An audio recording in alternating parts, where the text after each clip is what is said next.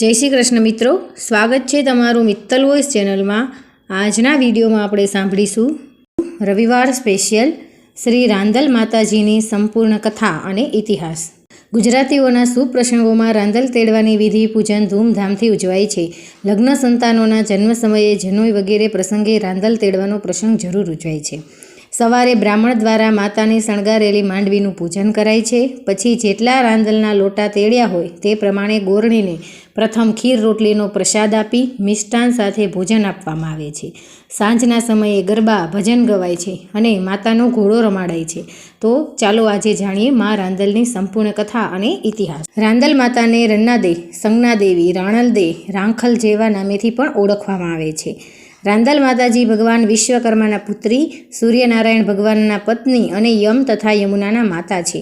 शनि अने तापी ते रांदल मातानी छायाना संतानो छे। माताजीना रूप गुणना तेजथी प्रभावित थई सूर्यदेव रांदल साथे लग्न करवानी इच्छा जाहेर करे छे। सूर्यनी माता अदिति सूर्यने पोतानी इच्छा हठ त्यागी देवानुं कहीने वचन आपे छे के सूर्यनी बरोबरी करी शके तेवी कोई पण देवकन्या साथे तेना लग्न करी देवाशे। सूर्य पोतानी हठ पर अचल रहे छे। अदिति रांदलनी माता पासे लग्ननो प्रस्ताव लईने जाय छे। त्यारे अदिति देवी कांचना पासे गया अने तेमनी पुत्री रांदलनो हाथ पोताना पुत्र आदित्य माटे मांग्यो। त्यारे अदिति देवी कांचन पासे गया अने तेमनी पुत्री रांदलनो हाथ पोताना पुत्र आदित्य माटे मांग्यो। अदितिजी वात सांभळीने कांचना कहे छे, आपना पुत्रनी दिनचर्या रात दिवस चाले छे, तेथी न जाणे क्यां सुधी मारी पुत्रीने भूख्या रहेवुं पड़े, माटे मारी इच्छा नथी। तेवी कांचनानी वात सांभળી सूर्यदेवे वरुणदेवनी सहायथी कांचनादेवीना मोभाરના નળિયામાંથી રસોઈગૃહની તાવડીઓ તોડી નાખી। આથી કાંચના અદિતિ પાસે તાવડી લાવવા ગયા। ત્યારે અદિતિએ શરત મૂકી કે મારી તાવડીની ઠીકરી તૂટી તો હું તમારી દીકરી લઈશ। ત્યારે કાંચનાએ વિચાર કર્યો કે એવી કેવી રીતે તાવડીની ઠીકરી તૂટે। આથી તેમણે હા કહી।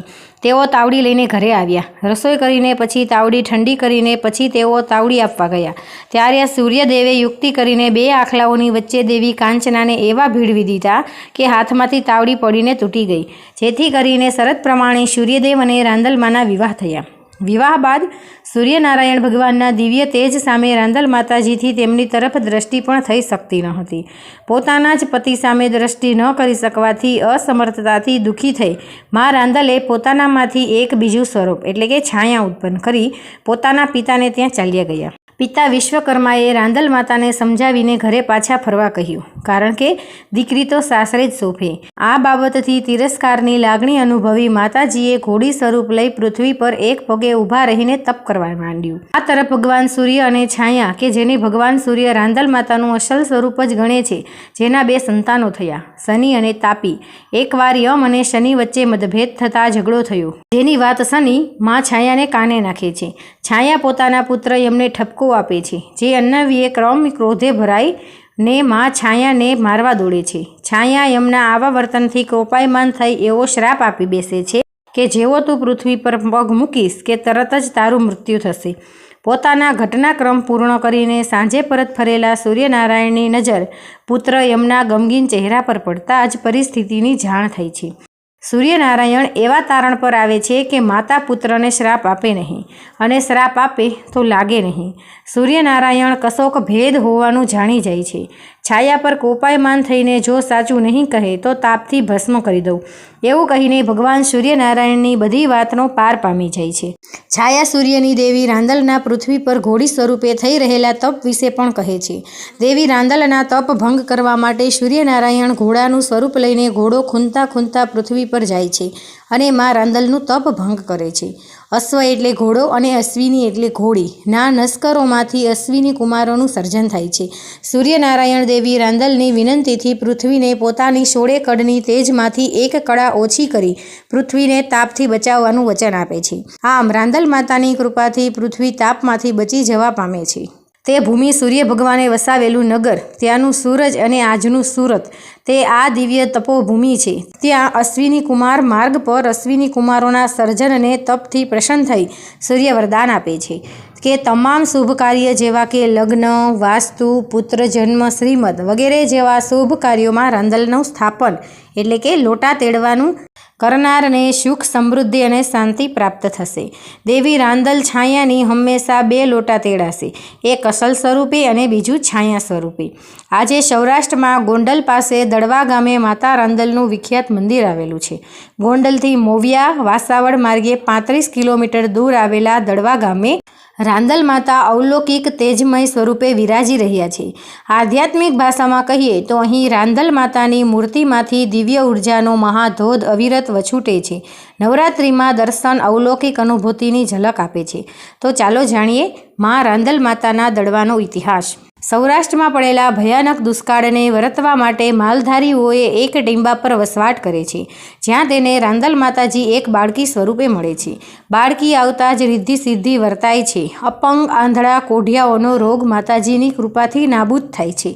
છતાં પણ માલધારીઓને પરચો બતાવવાનો નિશ્ચય કરે છે. આવા આશયથી માતાજી બાજુના ગામ ધુતારપુર નગરના વાસાવડના બાદશાહના સિપાઈઓ કે જેઓ દૂધ, ઘી હંમેશા આ માલધારીઓ પાસેથી લે છે, તેને 16 વર્ષની સુંદરીના રૂપમાં દેખાય છે. બાદશાહ પાસે વાત પહોંચતા તરત જ બાદશાહ તેનું કટક લઈને સુંદરીને માતાજીને લેવા આવે છે અને માલધારીઓ ઉપર જુલમ ગુજારે છે.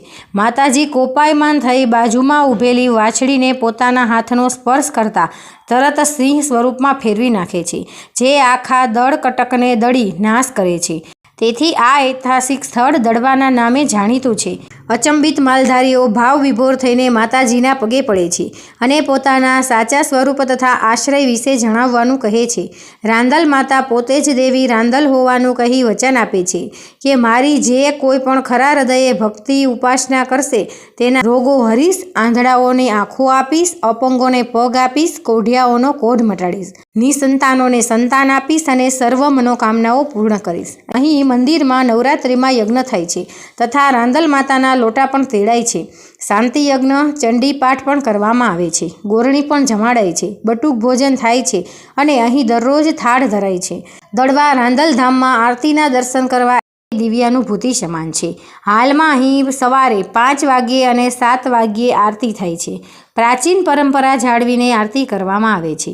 શંખ, ઢોલ, નગારા, ઘંટના દિવ્ય ધ્વનિ સાથે 30થી 40 મિનિટ સુધી આરતી ચાલે છે. આરતી સમયે માતાજીનું તેજોમય સ્વરૂપ અતિ તેજથી ઝળહળે છે. આ દર્શનનો લાવો લેવા જેવો છે. દડવાની દાતા રાંદલ માતાના ભક્તો દેશ વિદેશમાં પથરાયેલા છે.